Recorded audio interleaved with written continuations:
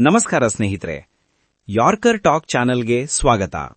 ಇಂದು ನಾವು ಮಾತನಾಡೋ ವಿಷಯ UGC equity regulation rule 2026. ಒಂದು ನಿಯಮ ಇಡೀ ದೇಶದ ಕಾಲೇಜು ಯೂನಿವರ್ಸಿಟಿಗಳಲ್ಲಿ ಪ್ರತಿಭಟನೆ, ಚರ್ಚೆ, ಗೊಂದಲ ಎಲ್ಲವನ್ನೂ ಹುಟ್ಟುಹಾಕಿದೆ. ಆದರೆ ಒಂದು ಪ್ರಶ್ನೆ ಮೂಡುತ್ತಿದೆ, ಈ ನಿಯಮ ಯಾಕೆ ತರಲಾಯಿತು? ವಿದ್ಯಾರ್ಥಿಗಳು ಯಾಕೆ ರಸ್ತೆಗಿಳಿದಿದ್ದಾರೆ? ಯುಜಿಸಿ ಈಕ್ವಿಟಿ ರೂಲ್ ಅಂದರೆ ಏನು? ಯುಜಿಸಿ ಅಂದರೆ ಯೂನಿವರ್ಸಿಟಿ ಗ್ರಾಂಟ್ಸ್ ಕಮಿಷನ್. ಈ ಈಕ್ವಿಟಿ ರೆಗ್ಯುಲೇಷನ್ ರೂಲ್ 2026 ಅಂದರೆ ಕಾಲೇಜುಗಳಲ್ಲಿ ಜಾತಿ, ವರ್ಗ, ಲಿಂಗ ಆಧಾರಿತ ಭೇದಭಾವ ತಡೆಯಲು ಎಲ್ಲಾ ವಿದ್ಯಾರ್ಥಿಗಳಿಗೆ ಸಮಾನ ಅವಕಾಶ ಕೊಡಲು ತರಲಾದ ನಿಯಮ. ಈ ನಿಯಮದ ಪ್ರಕಾರ ಪ್ರತಿ ಯೂನಿವರ್ಸಿಟಿ ಮತ್ತು ಕಾಲೇಜಿನಲ್ಲಿ ಈಕ್ವಲ್ ಆಪರ್ಚುನಿಟಿ ಸೆಂಟರ್ ಮತ್ತು ಈಕ್ವಿಟಿ ಕಮಿಟಿ ಇರಬೇಕು. ಸರ್ಕಾರದ ಉದ್ದೇಶ ಏನು?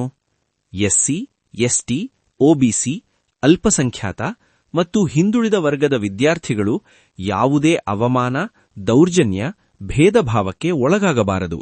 ಶಿಕ್ಷಣ ಅಂದರೆ ಭಯವಿಲ್ಲದೆ ಗೌರವದೊಂದಿಗೆ ಓದುವ ಹಕ್ಕು. ಆ ಉದ್ದೇಶಕ್ಕೆ ಈ ನಿಯಮ ಅಂತಾರೆ. ಆದರೆ ವಿವಾದ ಯಾಕೆ?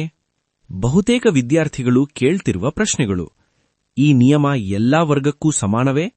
ಸಾಮಾನ್ಯ ವರ್ಗದ ವಿದ್ಯಾರ್ಥಿಗಳಿಗೆ ರಕ್ಷಣೆ ಎಲ್ಲಿದೆ?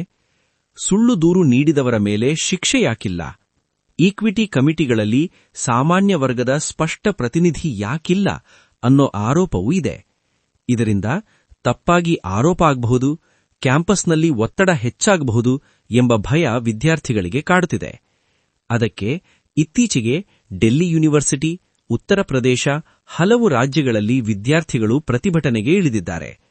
ಅವರ ಬೇಡಿಕೆ ಒಂದೇ: ನಿಯಮ ಸ್ಪಷ್ಟವಾಗಬೇಕು, ಎಲ್ಲರಿಗೂ ನ್ಯಾಯವಾಗಬೇಕು, ಸಮಾನತೆ ಬೇಕು, ಆದರೆ ಅನ್ಯಾಯವಾಗದಂತೆ.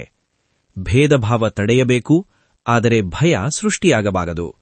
ಯುಜಿಸಿ ಈಕ್ವಿಟಿ ರೆಗ್ಯುಲೇಷನ್ ರೂಲ್ 2026 ಉದ್ದೇಶ ಒಳ್ಳೆಯದು, ಆದರೆ ಜಾರಿಗೆ ಸ್ಪಷ್ಟತೆ ಅಗತ್ಯ. ನಿಮ್ಮ ಅಭಿಪ್ರಾಯ ಏನು? ಕಮೆಂಟ್ನಲ್ಲಿ ಹೇಳಿ.